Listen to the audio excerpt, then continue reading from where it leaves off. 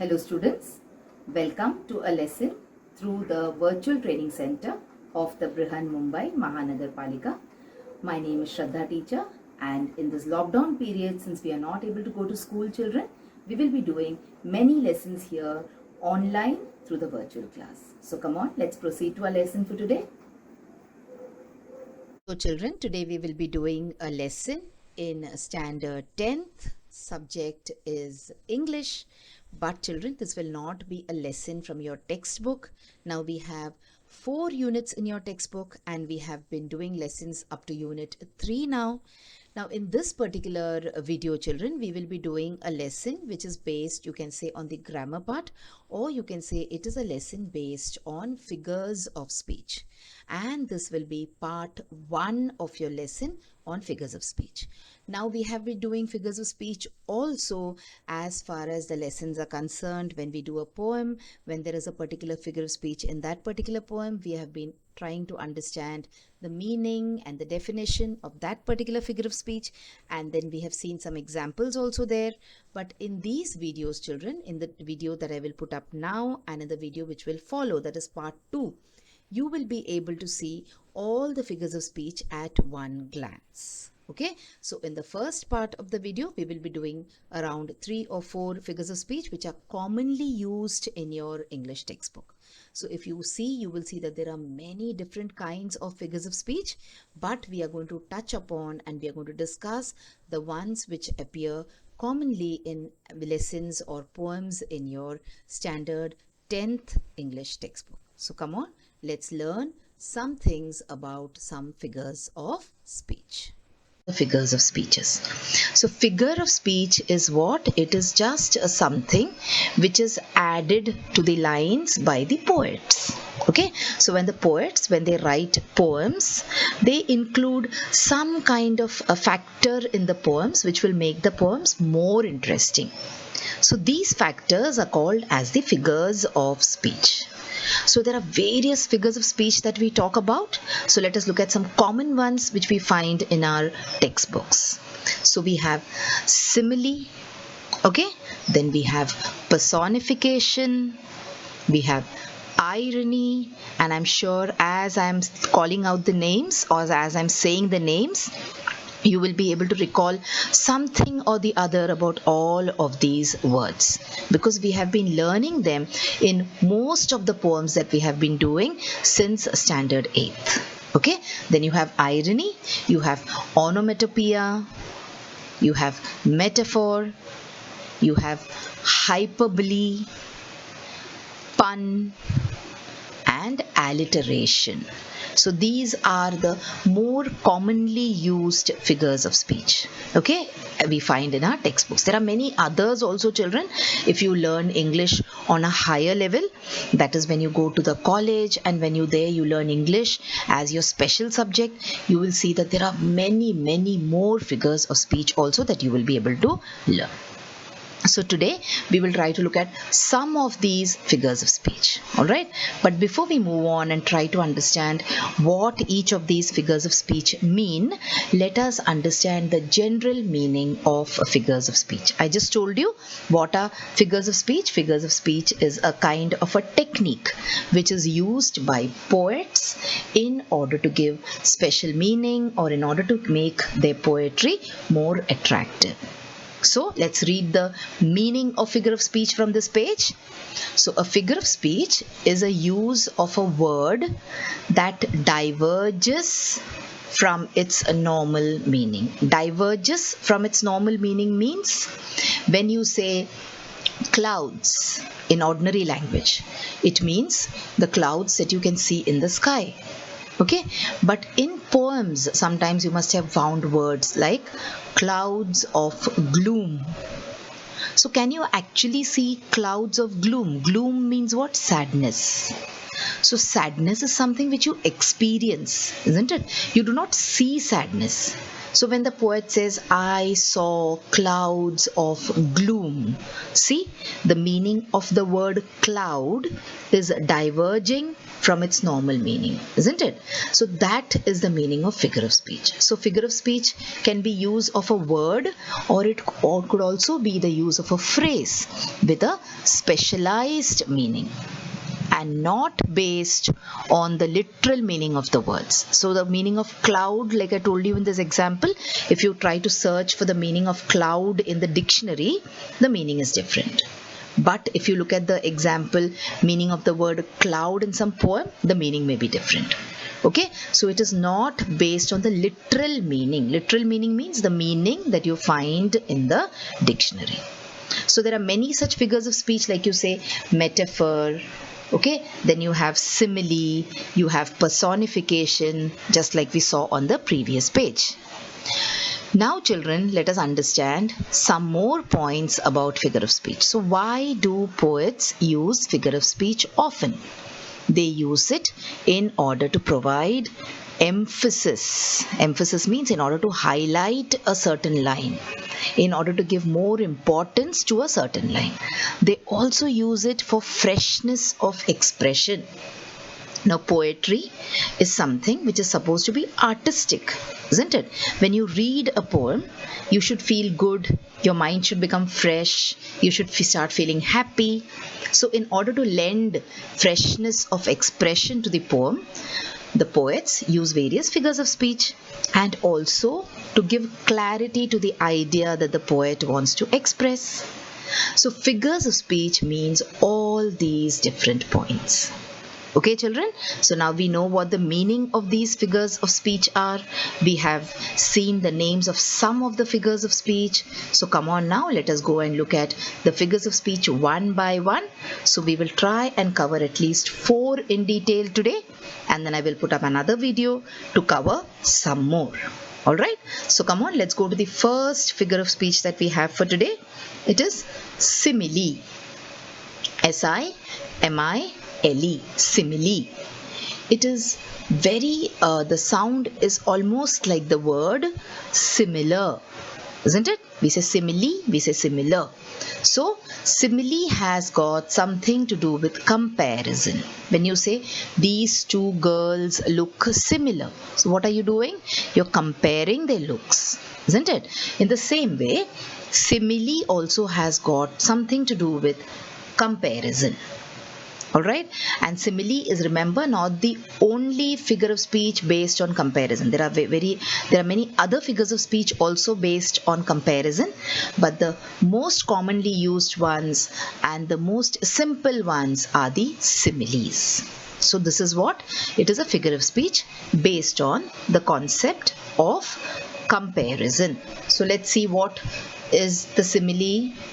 So a simile is a comparison between two different things using the word like or as. So when you use the word like, when you use the word as to compare two different things, then that particular sentence in the poem becomes an example of a simile. Okay? So nothing, it is very simple. Simile means comparison using like or as. And I told you this is one of the most commonly found figures of speech which you can see in the poems in your textbook. Then let us look at some examples. The sun was like a yellow marble in the sky. She has been elusive as a Sasquatch. So let us look at the first one. The sun was like a yellow marble in the sky. So see, what is the meaning of a marble? A marble is something which children play with, isn't it? Kanche. We call it kanche in Hindi. So here the sun is being compared to a yellow marble which is there in the sky. Alright, so see, this is an example of simile because the word like has been used here, and the comparison is being made to the sun in the sky with a yellow marble. Look at the next one. She has been as elusive as a Sasquatch. Now what is a Sasquatch, you might wonder? It is actually an animal. Okay, Sasquatch is an animal. Now this animal, Sasquatch, some people say it is there, Some people say it is not there. Some people say we have seen a Sasquatch. Some people say no, the Sasquatch is only a figment of imagination, that it is something that we have imagined. It is actually not there in existence. So it is something which is very elusive. Elusive means you can see it, you cannot see it, and it is very, very rarely seen. Okay, it slips away very soon. So it is elusive. So this female or this lady has been compared to a Sasquatch, which is an animal which looks like an ape. See here? An ape-like animal. Okay, it is the Sasquatch. So now see, what have we done? We have used words like to compare the sun with the marble.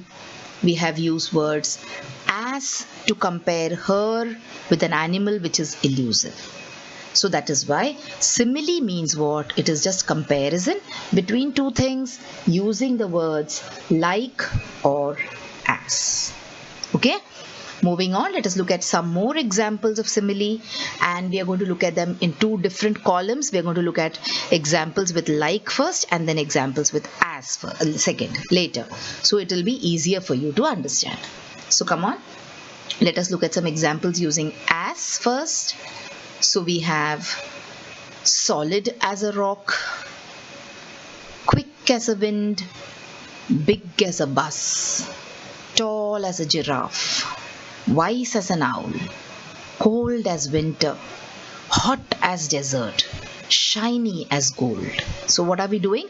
We are comparing something. We don't know what. Maybe solid, maybe you're talking about someone's support. His support is as solid as a rock. So like rocks are solid, they do not move from their place. So you're comparing something with the quality of the rock. Okay, in the same way you're comparing someone's agility or quickness to that of wind. You're comparing someone's size to that of the size of a bus. You're comparing someone's height to the height of a giraffe.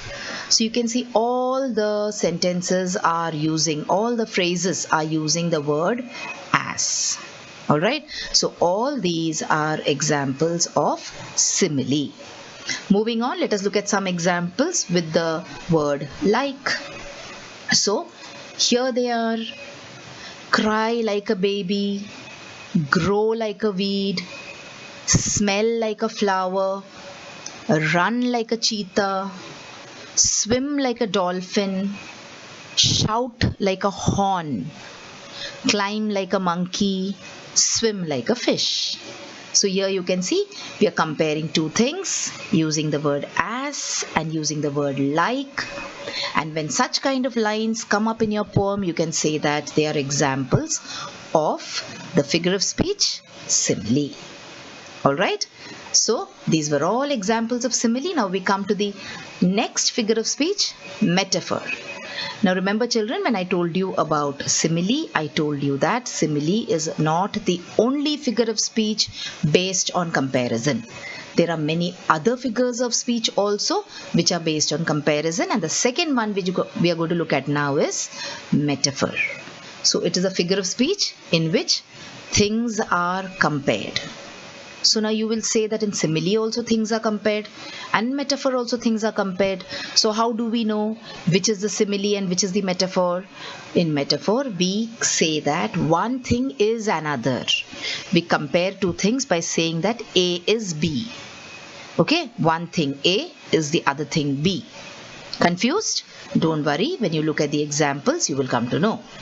See, the clouds are cotton balls in the sky. What have you done? You have compared the clouds actually to the cotton balls, but you're not saying like, you're not saying as. You're directly saying that the clouds are cotton balls in the sky. Does it actually mean that clouds are balls of cotton? No. That means we are comparing the clouds to the cotton balls. Okay, so that is why we say it is an example of a metaphor. So I hope the idea of metaphor is clear to you. And remember children, when you compare 2 points, like for example when you compare simile with metaphor, you will understand both better. When you bring out the differences, when you want to study something, you understand them better. Okay, let's look at some more examples. So what is a metaphor? It is a claim that two things are the same. and can be stated directly or implied. Okay, for example, see here, all the world's a stage, and all the men and women merely players. Now this is a poem from Shakespeare's very famous poem, All the World's a Stage. I think you will learn this poem next year when you are in the 10th standard. So all the world's a stage means you're comparing the world with the stage, and all the men are players, you're saying. So the people who are there on this earth, in this world, that is people like you and me, we are what? We are just players on the stage. We are just characters. We are just actors on the stage. Okay, so this is a very, very good example of a metaphor. See some more easy and simple examples of metaphor.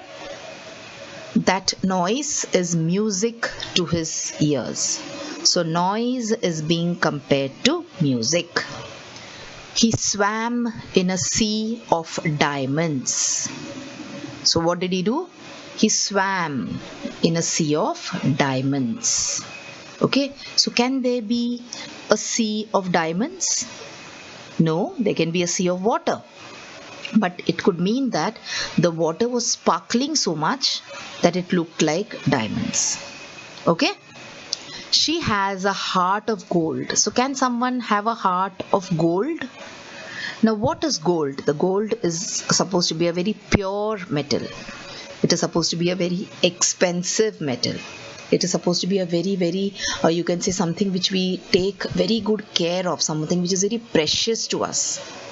So she has a heart of gold means she has a heart of such good quality and such richness that you can compare it to gold. Okay, so these are some simple examples of metaphor. Alright children, now let's go to the next figure of speech that we have for today, that is personification.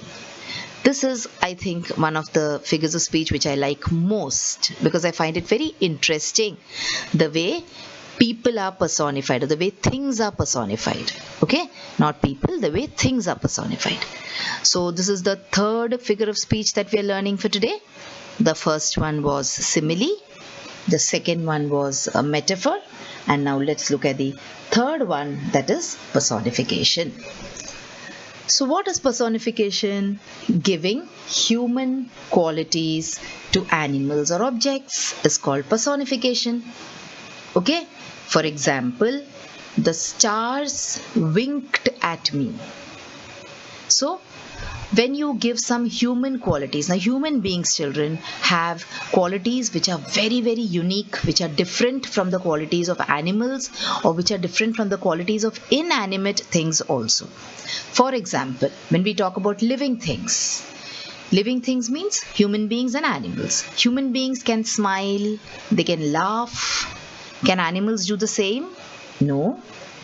Human beings can move from one place to another. Can objects do it? No. Alright, so when you give these qualities of moving around or laughing or smiling to animals or to things, then we say that we are personifying them. Personification. See the example? The stars winked at me. Winked. Winking means what? Blinking just one eye is called as winking. Okay, so can the stars wink? No, because they do not have eyes at all. What do? They twinkle. Okay, they appear and they disappear. They twinkle, so you feel that they are winking. So this line where you say the stars winked at me is a very good example of personification. Let's move on and let's see some more examples. So why do you personify? Before we see the examples, let us see why poetry or poets make their poetry interesting. Why do they add personification? Personification can make things easier to imagine when you read them. So see the wind blowing, when the poet says the wind blows. So when I show you this picture, or when I say the wind blows, immediately this picture comes into your head, isn't it? The wind blowing. So when you personify something, it becomes easier to imagine it. All right, because we have seen things, we have seen human beings, and when you talk about personifying them, it becomes easier for you to see them in your minds. For example, you can't see the wind, see? But if someone wrote, the wind raged with fierce anger, you might get a better expression of how the wind blew that day. So when the wind raged means what? Got very angry. All right. So when the wind raged means the wind must have been very fast that day. So you get a better idea how the wind must have been on that particular day. So personification just helps you to get more clarity or just helps you to imagine things better. Let us look at some examples now. The slices of bread jumped out of the toaster suddenly, scaring me. So can this happen, children? Can the slices of bread jump out of the toaster by themselves? No. And why did he get scared? Maybe he must have been thinking about something else. Now what do you do to slices of bread? You have these pop-up toasters. This is a pop-up toaster. Okay, you push in the slices of bread, and then when they become brown, they automatically jump up, they pop up. The toaster throws them out. Okay, so see, it is a toaster which is throwing the pieces of bread out. The bread does not have any capacity of jumping out. Okay, so this sentence, the slices of bread jumped out of the toaster suddenly, and then he's also adding that it scared him. This is an example of personification. In the first place, the bread cannot jump. In the second place, the bread cannot scare anyone also. Okay, let us see one more example here. The rain was angry. You could tell just by listening to it from indoors. That means the rain was angry. Can the rain become angry, children? Does the rain have any emotion? Is the rain a living thing to get angry? Not at all. But then why are they saying it? Because the rain must have been very hard that day. Okay, there must have been a lot of thunder and lightning, and it must have been a very heavy rain. That is why they're saying the rain was angry. So this is an example of personification. Let's see one more example. Look at the garden or look at the plants. They are out in the hot sun and they have withered actually. You must have seen this if you have a garden at home, or even if you have a potted plant at home. If you do not give it water for some days, it withers and then it dies away, isn't it? So here they are saying, one look at the garden and you could tell that the plants were begging for water. So don't you think this is little too much? Do the plants talk? Can the plants beg for water? So this is an example of personification where you're saying that the plants were begging for water. All right. So this was the figure of speech, personification. Let's move on and let's look at one more, and that is apostrophe. What is the meaning of apostrophe and what are the definition of apostrophe? What are the examples of apostrophe? Come on, let's see. So apostrophe is also a very simple figure of speech. It is a figure of speech in which a person or a person who's speaking directly talks to a person who's absent or who is personified. Okay, so there is someone who is not there with you, but you're speaking to that person. All right, that person is not present at that particular time. Or when you're talking to an object. Okay, for example, when you see your shoe lying in the middle of the room, you say, "Arey, how did you reach here?" So you're asking the shoe how the shoe reached there. So you're talking to a person which has been, you're talking to an object which has been personified. Or you can say, when you're saying, "Oh God, please help me." So whom are you talking to? You're talking to God. Can you see God there with you, around you? Okay, some people feel the presence of God, but we cannot see God there. Okay, so these are all examples of apostrophe. Let's look at one more example. Death, be not proud. Who are you talking to? You're talking to death. So is death a person whom you can talk to or whom you can converse with, or whom you can give some instruction or advice? No. But here when you say death, be not proud. What are you doing? You are looking at an example of apostrophe, where the speaker is speaking to a person or an idea that is death, all right, which is not at all there with him. Some more examples. Roll on, blue ocean. So does it make any difference to the ocean whether you're asking it to roll on or whether you're asking it to stay still? It will still keep rolling on. So roll on, blue ocean is an example of an apostrophe. O death, be not proud. We saw it. Look at this. Busy, old, fool, unruly son, who dost thou call on us? So who is this person talking to? It's talking to the sun. Now the sun is of course present. You can see it in the sky during the day, but it is not someone whom you can talk to. And see, he's also calling the sun busy, old, fool. Unruly. Unruly means someone who doesn't have manners. Okay. The last one, like I told you, when we talk to the shoe which is lying in the middle of the room and we say, how did you reach here? In the same way, when you talk to the computer and you say, why don't you ever work, you stupid computer? So the computer doesn't work on its own. It doesn't have the capacity. You make it work. But you're talking to it as if it is a person. So this is an example of apostrophe. All right, children. See some more examples of apostrophe before we wind up for today.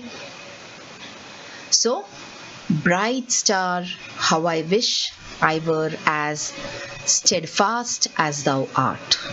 Steadfast means steady. Okay, so the person is addressing the bright star and saying that I too want to be like you. So this is an example of an apostrophe. Hello darkness, my old friend, I've come to talk to you again. So see, whom are you talking to? You're talking to darkness. An easy and very simple and clear example of apostrophe. Blue moon, you saw me standing alone, without a dream in my heart, without a love of my own. So these are some lines picked up from some poem. Here again, the person is talking to the blue moon. All right, children. So these were various examples of apostrophe. So now in today's lesson, we looked at 4 figures of speech. All right. And like I told you before, there are so many different figures of speech. There are more than 20. But then we are not supposed to learn all of them in this high school syllabus. Okay. So we are going to learn some of them. 4 of them we've learned today. And for the remaining 4, I'll put up a video very soon. So in today's video, we talked about simile, we talked about metaphor, we talked about personification and apostrophe. We saw the meaning, the general meaning of figures of speech, and we also looked individually at the meanings of these 4 figures of speech. And of course, we also saw various examples in order to make the idea of these figures of speech clear to you.